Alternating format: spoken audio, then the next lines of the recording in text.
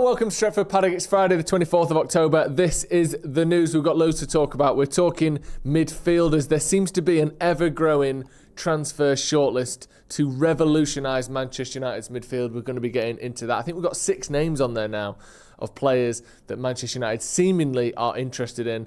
It's clear that midfield area is one that I think every single week has the most discussion about it. Most people accept who our back three is. Most people accept that we're basically playing with 3 out of 4 players in that front line as well. Mount, Cunha, Sesko and Mbeumo, that's kind of it. But that midfield too, even though there's only 2 of them, feels like it's the hottest topic every single time the manager releases his starting 11. So we're going to get into that.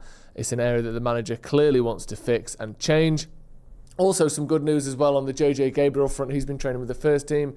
Very exciting. We're going to get into all the details of that and when we can expect to see him play.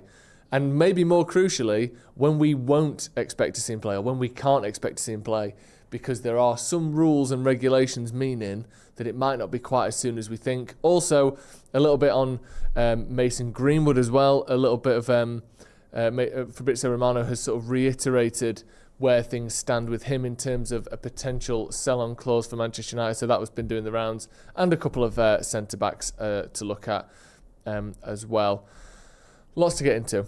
Let's start with this shortlist because this is clearly the area that Manchester United are most keen to upgrade in the summer. It's the one where we were keen to upgrade it last summer. So whether that actually ends up being January or next season, this is the part of the pitch where I think we need to make some big changes. The 2 starting midfielders at the moment that have started almost every Premier League game for Manchester United have an average age of 32. That isn't going to be the case for the next 3 or 4 years, is it? Even if you take away how much we like Bruno, how much we like Casemiro, whatever, they aren't both going to be starting for us in 2 years' time. So we are going to see big changes there, whether we like the current setup or not. And I think most people can agree the current setup isn't firing exactly on all cylinders. It's good, it's done all right. You know, what is it, 13 points from 8 games? It's not bad, but it's not great, and we need to be working towards great. So let's get into this. This is from TalkSport, and it's kind of had a look at a few different things. So Alex Crook and Ben Jacobs, who's been on the channel many times. Conor Gallagher wanted by Man United as 6-man midfielder shortlist revealed. We looked at Conor Gallagher a little bit yesterday, but we'll sort of refresh that and then look at the rest of this shortlist as well.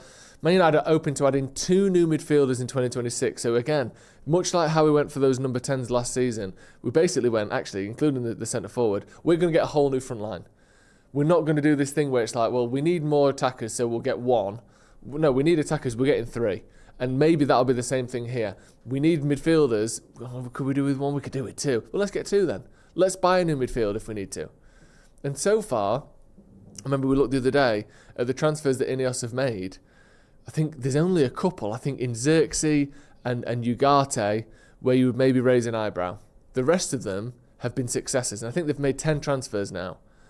The likes of De Ligt, Mazraoui, who, by the way, I found out today were both born in the same town of like 30,000 people, which is pretty remarkable.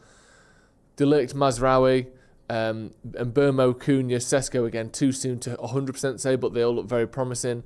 I think as well, Lenny Yoro looks to be an excellent transfer.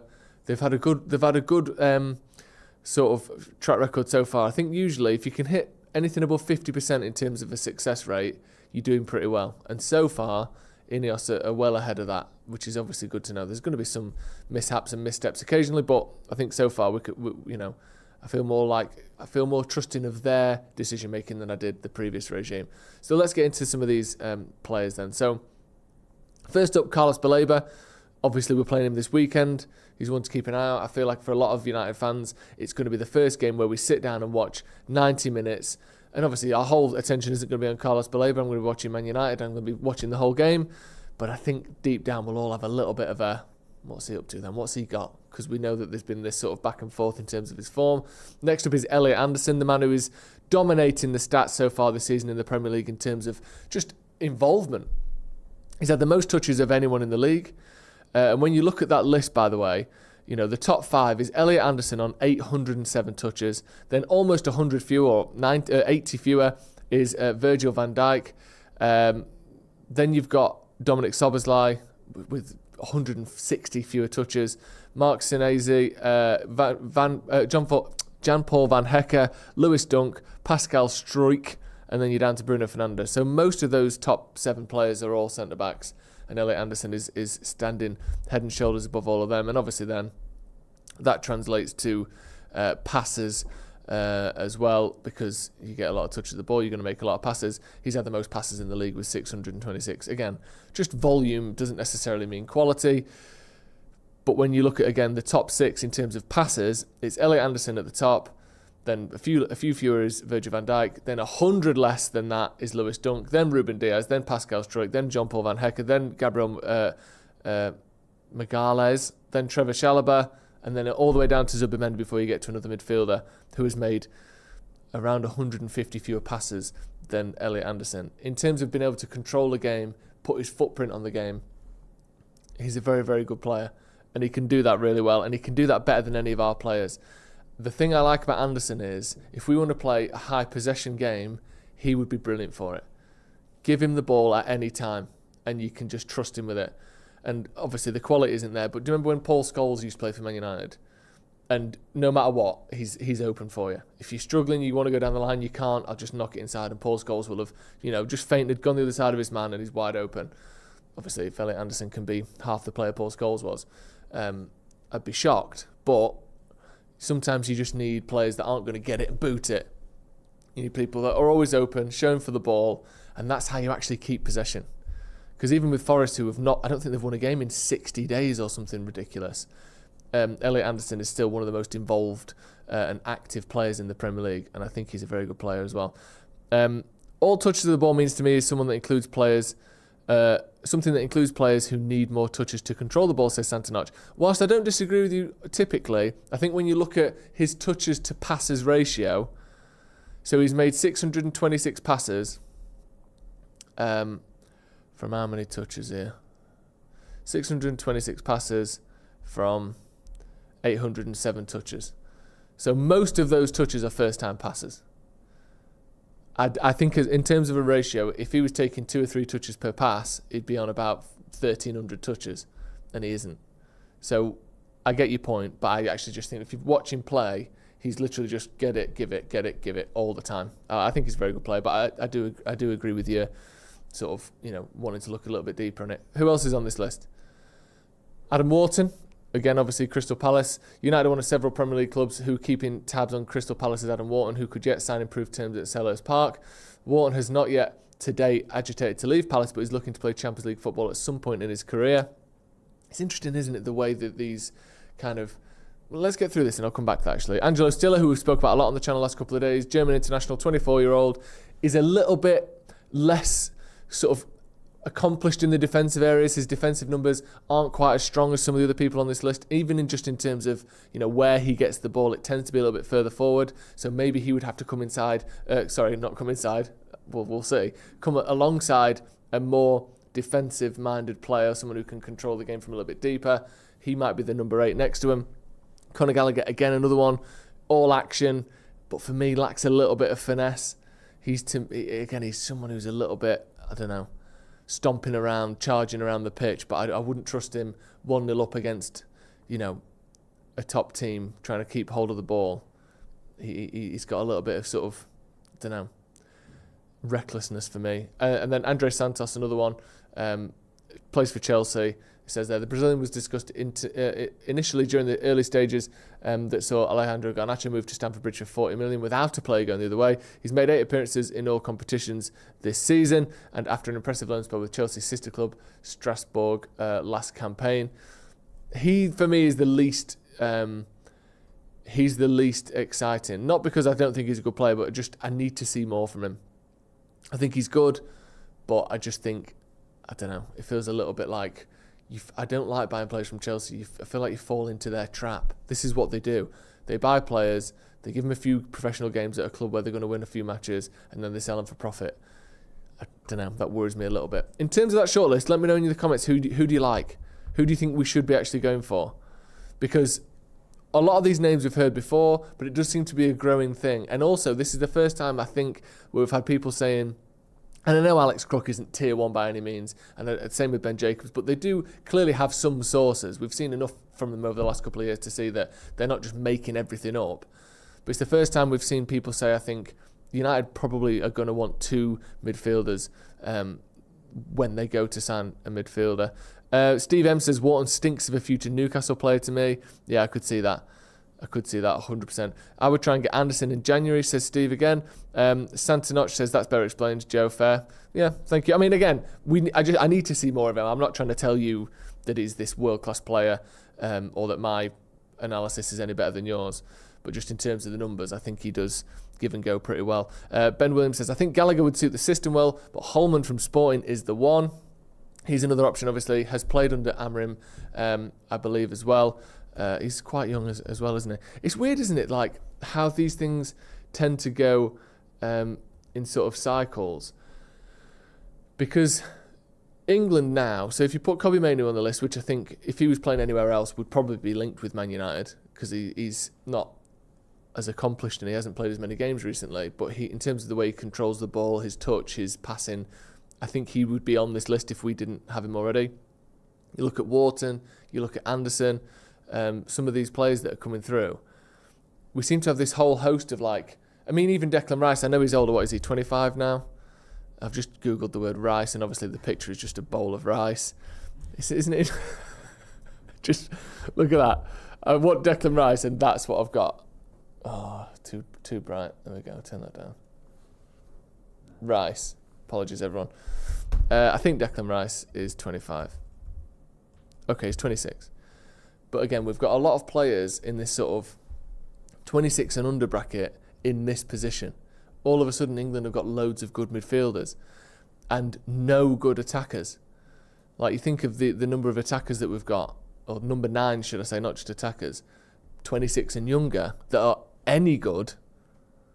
It's like Liam Delap, who is massively unproven, and that's it. It's weird how you'll have spells like, do you remember the last generation of players who are now sort of getting into that 26, 27, 28 kind of bracket, all right backs. Like, there's a point where we had Kyle Walker, Trent Alexander-Arnold, Reece James, Kieran Trippier, Aaron Wan-Bissaka, all of these right backs who, any of them, if maybe Wan-Bissaka's a notch below, but any of them could have played 70 games for England if they were the only one. And yet we had all 5 of them all at once and basically Kyle Walker won the battle. I guess he's a few years older, but it's interesting that this happens in these sorts of spells. And then you go back 10, 15 years, or 20 years maybe, think of some of the attackers that we had. You had Wayne Rooney, you had Michael Owen, a little bit before that you had like Alan Shearer, Andy Cole, who didn't get many games for England in the grand scheme of things when you think how many goals he was scoring for his club. It was amazing, this sort of number of attackers that we had. And then behind them you had Jermaine Defoe barely ever getting a game for England, who again, if he was your leading striker for a generation, you wouldn't be that disappointed. And he barely played for England. The likes of Peter Crouch coming in as well, again, slightly after potentially. But there's a real 10-year, 15-year spell there where England were just inundated with attackers. Now it's Harry Kane, loads of gap, Ollie Watkins, who's also 30 himself, and then just nothing. It's really, I don't know, I wonder why these things happen. Why you have these spells of certain areas coming through far more strongly than others. Interesting. Yeah, Danny Welbeck's another one there as well. Steve M says, do we want Baleba to play well to show that we should go and get him, or play shit to lower his price? I want him to play shit so we win. And then he can start playing well after we've beat Brighton on Saturday. Let's move on to our next story then. This is a little quick one here. Marcus Rashford has made it clear that he wants to remain at Barcelona beyond the season. Fair enough. He was asked about it. He said, oh yeah, for sure. I'm enjoying this football club, and I think anybody who loves football, Barcelona is one of the key clubs in the history of the game. For a player, it is an honour. He also added that he needed a change after coming through the youth ranks at Manchester United. The main focus is to win football matches. That's why I joined this club, and that's what this club demands. He said lots of players have qualities, but probably the standouts are Lamine Yamal, and for me, Pedri is unbelievable. I knew he was good before I played with him, but to play with him every day is unbelievable. Relationships on the pitch, the ones I'm still learning, are very important. When it comes to the match day, these are things which make small differences. They have such high quality, it's the perfect scenario to play with players like this. The one thing with Rashford is, and this season I think he's got 5 goals, 5 assists in his last 10 games. He's doing very well. He hasn't got many goals in La Liga. I think it's only 2. He's got 4 obviously in the Champions League. Let me just double check this La Liga. 1 goal in La Liga, which obviously is okay. 1 goal, 4 assists in 9 games is all right. That's the thing that I think he needs to improve if they want to push on and win the league. The second thing is, how will he fare when everyone's fit? Because so far, pretty much every week, one of Rafinha or Yamal have been injured. And he's kind of the ever-present who gets games. Will he start every week when that whole front line is fit? Maybe, but maybe not. There's a chance that by the end of the season, they're in the semi-finals or in the finals, Rashford isn't playing in all of those. And if he isn't, then all of a sudden cheapskates Barcelona come back to us and go, actually, we'll give you 18 million for him. But as it stands right now, he started really well. The assists are flowing, the goals are flowing in the Champions League in particular, and he's playing every single game. Will that be the case, January onwards, if the likes of Rafinha and Yamal can stay fit? That's the only thing I'm concerned about, and they start sort of trying to water the price down. More goals than Isak and Wirtz combined. Yeah, he's doing very well. Let's move on to our next story. I like this one. JJ Gabriel. JJ Gabriel brackets 15. That's his age, by the way, not his number, because he's so very young. First team training with a little tick next to it, as you can see there. He's got his boots on the floor. And I believe that's a little Tamagotchi for the young boy. We can see on the floor there. Small Pokemon type game. Just shows how young he is, isn't it? Does anyone know what that is? Genuinely. Can we zoom in on enhance? Producer enhance? Enhance. Well, enhance it anyway. Oh, look at the state of this. Look at this. Enhance. Stop saying. Can you... what's the word? Enhance it, please. Right. Producer Ben's going to enhance that and we're going to find out what that is on the floor. But JJ Gabriel, obviously, teenage sensation, 15 years old. I think he only just turned 15 as well, didn't he? Because he was 14 for a long time, if I remember rightly. He turned 15 on the 6th of October. It says Gabriel on it. I think it might be his sort of tracking device. Is that because he's a child? And someone has to know where he is at all times. Is that like an AirTag but for humans? I don't know what that is, but it's some sort of high-level sporting equipment.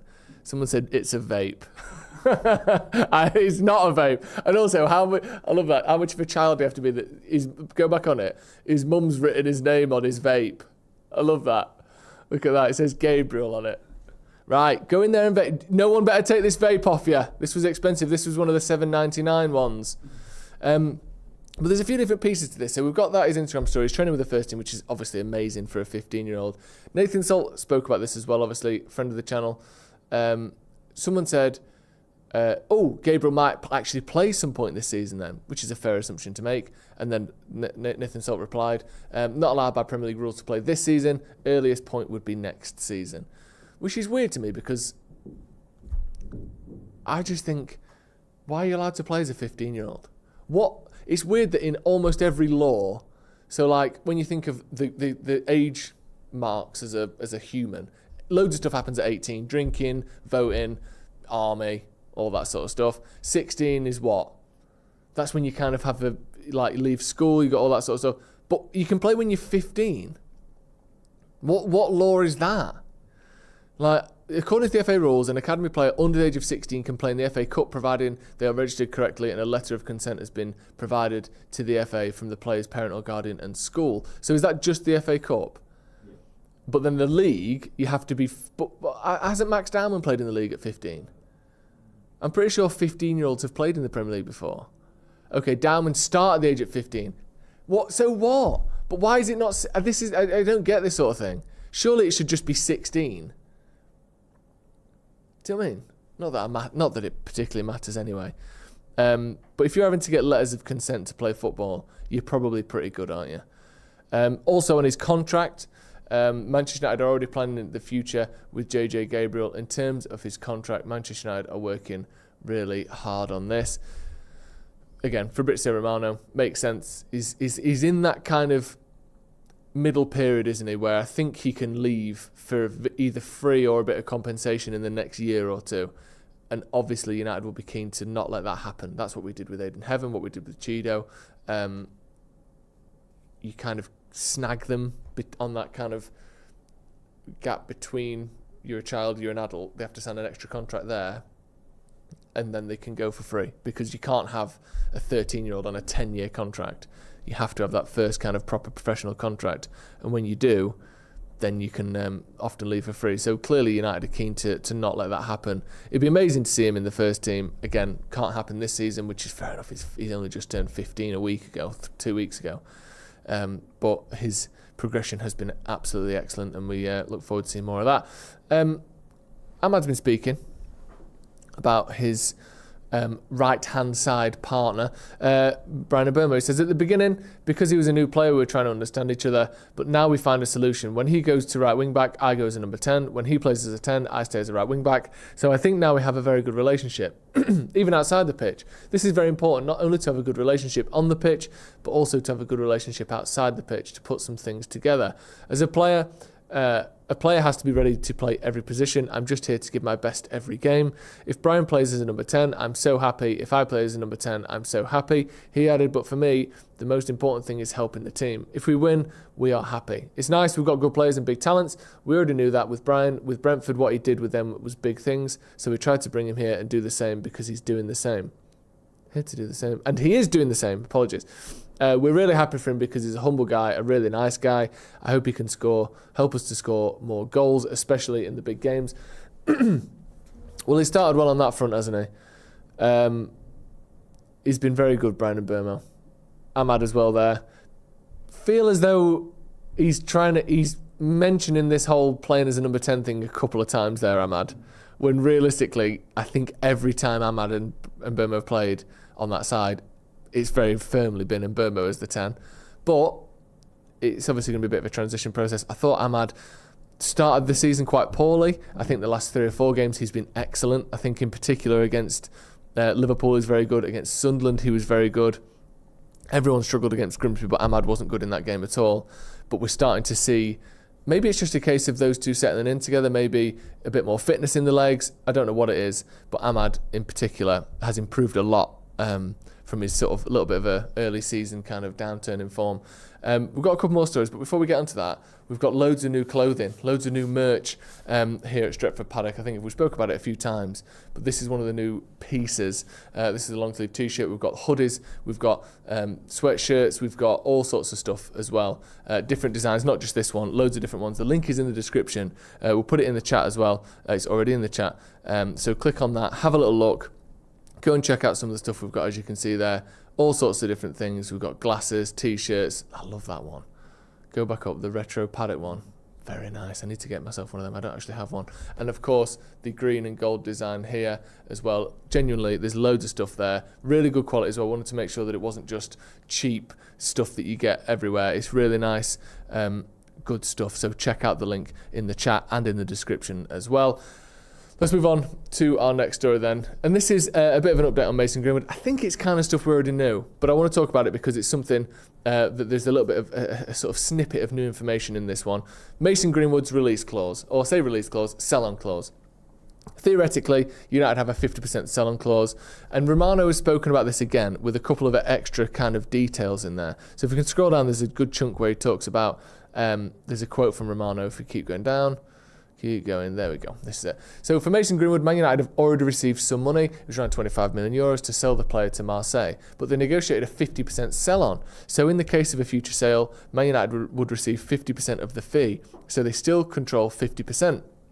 And could be big money, and if Marseille decide to sell Greenwood, that we kind of knew, but I do want to get into that a little bit as well.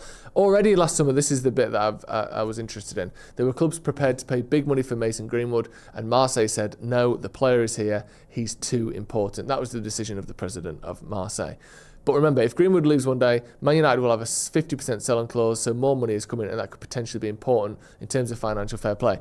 What he doesn't mention there, and I don't know if it's just the way he's speaking, a slip of the tongue, whether he assumes that we already know this, or whether it isn't there, all of our other sell-on clauses have been profit-based. So Elanga's was what profit, you get X% of the profits. Alvaro Fernandez was X% of the profits. He's talking there as though that's just a straight-up 50% clause. He never mentions profits. He just says exactly 50% of the transfer fee. Now, I don't know if that is the case. Let me know in the comments if we already knew this. Because if it's just the fee, that's massive. Because I mean, obviously with Mason Greenwood, whoever buys him is going to have to deal with the sort of the storm that comes with him. Now, what I will say, and this is a shame, and I think this is just the way life works, some of that difficulty has kind of eroded over the last couple of years.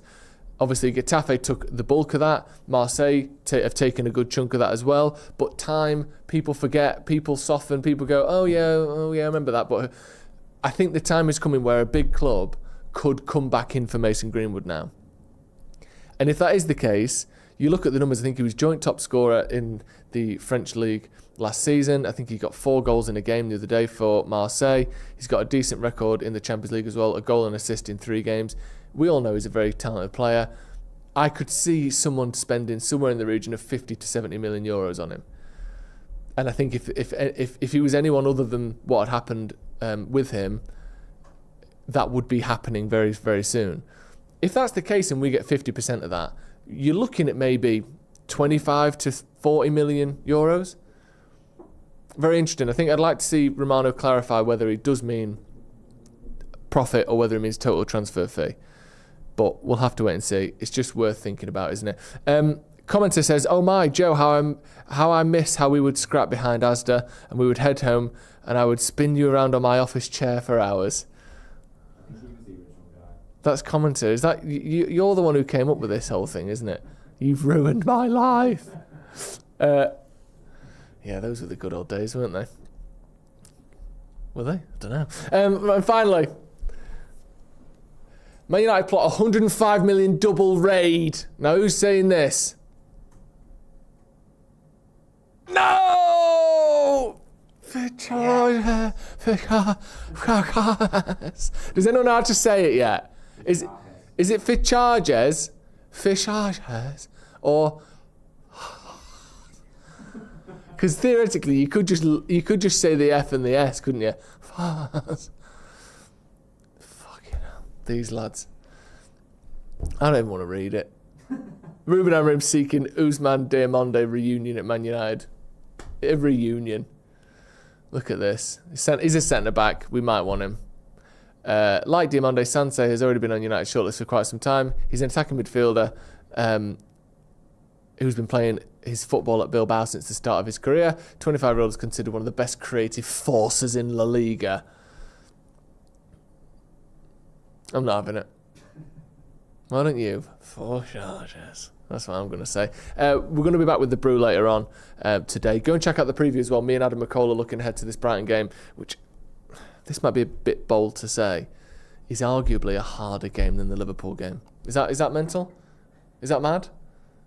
Harvey's nodding, he thinks it's mad. We've lost 6 times in the last 7 against Brighton. That isn't the case with Liverpool. So go and check it out. We've got that already on the channel as well. Thank you very much for joining us this morning. See you in a bit.